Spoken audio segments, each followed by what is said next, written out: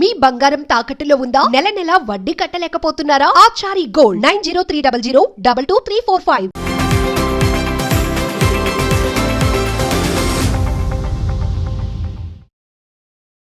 నమస్తే, welcome to our channel. నేను మీ దిలీప్.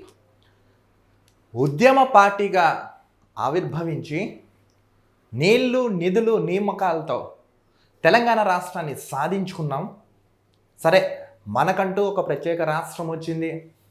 ఎన్నో అంటే ఎన్నో త్యాగాల ఫలితమే తెలంగాణ రాష్ట్రం ఏర్పడిందని గతంలో కేసీఆర్ గారు, కేటీఆర్ గారు, హరీష్ రావు గారు, కవిత గారు ఎన్నో అంటే ఎన్నో పలు సందర్భాల్లో తెలిపారు, మాట్లాడారు. బాగానే ఉంది.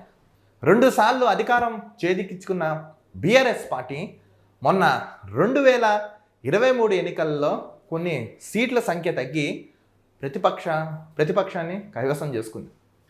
అసలు టీఆర్ఎస్ ఎప్పుడైతే బీఆర్ఎస్ పేరు మారిందో, టీఆర్ఎస్ నుంచి బీఆర్ఎస్కి వెళ్ళిందో, తెలంగాణ పదానికి, తెలంగాణ ప్రజలకి వీళ్ళు దూరం అయిపోయారు. జనాల్లో ఇది గట్టిగా ఒక భావన ఏర్పడింది. సో వీటి ఫలితమే మొన్న వీళ్ళు ఓడిపోవడం జరిగిందని పబ్లిక్ సైతం అయితే తెలుపుతున్నారు. ఇక్కడ వరకు బాగానే ఉంది. కానీ ఎప్పుడైతే 2023 ఎన్నికల్లో కాంగ్రెస్ ప్రభుత్వం తెలంగాణ రాష్ట్రంలో ఏర్పడింది, బాగానే ఉంది. సరే, ఇందిరమ్మ రాజ్యం తీసుకొస్తాం, నీళ్లు నిధులు నియామకాలతో ఏర్పడిన తెలంగాణ రాష్ట్రంలో ఎన్నో అంటే ఎన్నో అభివృద్ధి సంక్షేమ పథకాలతో పాటు ఇంకా ఇతర కూడా అన్నీ బాగా చేస్తామని కాంగ్రెస్ ప్రభుత్వం అధికారంలోకి వచ్చింది. ఇక్కడ వరకు బాగానే ఉంది. కానీ అసలు కేసీఆర్ గారి వ్యూహం ఏంటి, అసలు మొన్న కవిత రాసిన ఈ లెటర్ వెనకాల ఉన్న ఆంతర్యం ఏంటి అనేది చాలామంది గుసగుసలాడుతున్నారు. ఇప్పుడు వీళ్ళు వర్గపోరు ఏమైనా జరుగుతున్నా, వ్యక్తిగతంగా ఏమైనా అవుతున్నా అనేది చాలా అంటే చాలా అనుమానాలు రేకెత్తుతున్నాయి. ఇప్పుడు డిఎంకే ఏఐడిఎంకే ఎలా అయితే విడిపోయాయో భవిష్యత్తులో వీళ్ళు కూడా విడిపోతారా? అసలు ఈ అంశం ఇప్పుడు తెర మీదకి ఎందుకు వచ్చింది ఈ వీడియోలో మనం తెలుసుకుందాం. ఇప్పుడు కేసీఆర్ గారు, కేటీఆర్ గారు, హరీష్ అండ్ కవిత గారు, సో కుటుంబ పాలనే పరిపాలించింది, దొరతనం ఎక్కువగా కనపడింది, చాలా అంటే చాలా ఇబ్బంది పెట్టారని జనాలు సైతం నమ్మి వీళ్ళని తక్కువ సీట్లతో పరిమితం చేశారు. అసలు కల్వకుంట్ల కుటుంబంలో ఏం జరుగుతుంది? కవిత గారు ఇప్పుడు పార్టీ ఎందుకు పెట్టవలసి వస్తుంది? వార్తలు అయితే వినిపిస్తున్నాయి మనకి. త్వరలో కవిత గారు టీబీఆర్ఎస్ తెలంగాణ బహుజన రాష్ట్ర సమితి పార్టీ పెట్టబోతున్నారా? అసలు ఎందుకు? మొన్నటి వరకు మనకు ఒక వార్త వచ్చింది, మనం కూడా గతంలో ఒక అనాలిసిస్ చేసాం. ఏమని? రేవంత్ రెడ్డి గారిని మారుస్తున్నారు, సో ఈ పార్టీని కాంగ్రెస్లో కలిపేస్తే రేపు సీఎంగా కేసీఆర్ గారు కూర్చునే ఛాన్స్ ఉందని మనం ఒక గతంలో వీడియో చేసాం. ఏమన్నా ఈ కోణంలో చేస్తున్నారా? లేదు. ఇది ఏమన్నా కేసీఆర్ గారు ఆడిస్తున్నారా? పబ్లిక్ సైతం వీటిని తెగ గుసగుసలు ఆడుతున్నారు ఆన్లైన్లో, నెట్టింట్లో కూడా. ఎందుకంటే ఇప్పుడు కేసీఆర్, కేటీఆర్, హరీష్ అండ్ కవిత, ఒకవేళ కనుక వీళ్ళు వెళ్ళిపోతే ఇలా 2గా చీలే ప్రమాదం ఉంది. రేపొద్దున ఎలక్షన్స్లో బీఆర్ఎస్, బీజేపీ, కాంగ్రెస్, ఇంకా ఎంఐఎం, ఇప్పుడు ఒకవేళ ఈవిడ పార్టీ పెడితే ఈవిడ, ఇలా ఇవన్నీ పోటీ నువ్వా నేనా అన్నట్టుగా ఉండబోతుందా? లేదా ఓట్లు చీల్చే క్రమంలో ఏమైనా చేస్తున్నారా? విశ్లేషకులు సైతం దీన్ని గట్టిగా విమర్శిస్తున్నారు. ఇది బీజేపీ వాళ్ళు ఆడుతున్న ప్లాన్ అని కాంగ్రెస్ వాళ్ళు చెప్తున్నారు. ఇది బీజేపీ వాళ్ళు ఆడిస్తున్నారని చెప్పి కాంగ్రెస్ వాళ్ళు చెప్తున్నారు. కాంగ్రెస్ వాళ్ళేమో బీజేపీ వాళ్ళు ఆడిస్తున్నారని వీళ్ళు చెప్తున్నారు. అసలు బీఆర్ఎస్ బీజేపీ ఒకటే అని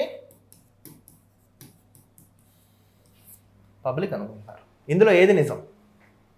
ఎందుకంటే ఇప్పుడు ఓట్లు చీలే క్రమంలో ఒకవేళ కనుక బీజేపీకి పబ్బం కడితే రాష్ట్ర ప్రజలు, వీళ్ళు కనుక పొత్తు పెట్టుకుంటే బీఆర్ఎస్ వాళ్ళు 2028 ఎన్నికలకి గవర్నమెంట్ అనేది ఈజీగా ఫామ్ చేయొచ్చు.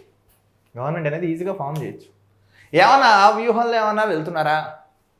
లేదు, ఈ డైవర్షన్ పాలిటిక్స్ కేసీఆరే దగ్గర నుండి చేయిస్తున్నారా? విశ్లేషకులు సైతం దీని గురించి తెగ చర్చిస్తున్నారు. పబ్లిక్లో కూడా ఇదే వాయిస్ ఉండబడుతుంది. ఇప్పుడు కేసీఆర్ కవిత, సో ఇది కేసీఆర్ ఆడిస్తున్న డ్రామాని వీళ్ళు చెప్తున్నారు, లేదు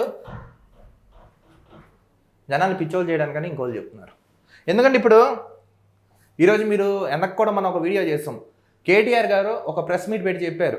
ఏమని కొంచెం ఆయన చెప్పే క్రమంలో వాళ్ళ ఇంట్లో ఏదో గొడవ అవుతే ఒకటి జరుగుతుందని మనకైతే స్పష్టమైంది. ఇంకొకటి, వీళ్ళ వెనకాల ఉన్న వాళ్ళందరూ దయ్యాలని ఈవిడ సంభవించడం జరిగింది కల్వకుంట్ల కవిత గారు.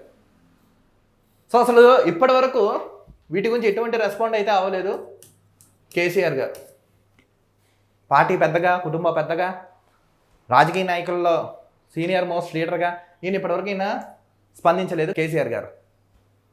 ఒకవేళ కనుక ఇలా చీలిపోయి వెళ్తే బీజేపీకి ప్లస్ పాయింట్ అవుతుందని కాంగ్రెస్ వాళ్ళు విమర్శిస్తున్నారు. లేదు, వీళ్ళకే దెబ్బై మళ్ళీ మాకు అధికారం వచ్చే ఛాన్స్ ఉందని కాంగ్రెస్ వాళ్ళు అయితే అనుకుంటున్నారు. కానీ ఏది ఏమైనా ఒక విషయం అండి, మరొకసారి చెప్తున్నాను, ఏమన్నా చిన్న చిన్న సమస్యలు ఉంటా కూర్చుని సాల్వ్ చేసేసుకోండి.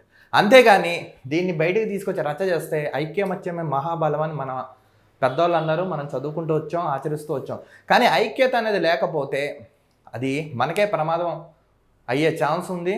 రాబోయే రోజుల్లో ఇది ఎలక్షన్ మూమెంట్లో ఇది మీకు చెరిగిపోని మచ్చగా ఉండిపోయే ఛాన్స్ ఉందని పబ్లిక్ సైతం అయితే తెగ గుసగుసలు అయితే ఆడుతున్నారు. ఏది ఏమైనా ఇప్పుడు కల్వకుంట్ల కవిత గారి ఇష్యూ అయితే రాష్ట్రంలో తెగ హాట్ టాపిక్గా మారిపోయింది. కానీ చూడాలి భవిష్యత్తులో ఏం జరుగుతున్నాయి ఏంటనే. ఇది కేసీఆర్ గారు ఆడిస్తున్న వ్యూహం అని కొంతమంది చెప్తుంటే, లేదు వీళ్ళలో నిజంగా విభేదాలు ఉన్నాయి. సో అందుకే వీళ్ళు విడిగా ఉంటున్నారు. ఎందుకంటే ఇప్పుడు ఢిల్లీ లిక్కర్ స్కామ్లు ఇరుక్కున్నప్పుడు ఇదే మైనస్ అయింది పార్టీకి. నెక్స్ట్ కేసీఆర్ గారు వెళ్ళి ఆయన కలవలేదని ఇలా చాలా రకరకాల కథలు అల్లిస్తున్నారు. కానీ నిజాలు కేసీఆర్ గారు బయటకు వచ్చి చెప్తే కానీ ఇదైతే సాల్వ్ అయితే అవ్వదు. చూడాలి భవిష్యత్తులో ఎలాంటి నిర్ణయాలు తీసుకుంటారు, ఎలాంటి తీర్పు ఇస్తారనేది let's wait and see. So audience and guys, అసలు ఏం జరిగిందని మీకైతే ఎక్స్ప్లెయిన్ చేసి చెప్పాను. మీకేమనిపించింది? మీ అమూల్యమైన అభిప్రాయాన్ని కామెంట్స్ రూపంలో తెలపండి. మ్యాక్సిమం వీడియోని లైక్, షేర్, కామెంట్ చేసి మీ వాట్సాప్ గ్రూప్లో షేర్ చేయండి. అంటే ఇది నో నెగిటివ్ కామెంట్స్, అసలు ఏం జరుగుతుంది ఏంటంటే మీ ఆ విశ్లేషణ, ground report, public point of వ్యూలో అసలు ఏమనుకుంటున్నారు ఏంటని మీకు అనాలిసిస్ చేసి చెప్పాను. మీ అభిప్రాయాన్ని కూడా కామెంట్స్ రూపంలో తెలపండి. మరో టాపిక్తో కలుద్దాం. నేను మీ దిలీప్, చూస్తున్నానండి అవర్ ఛానల్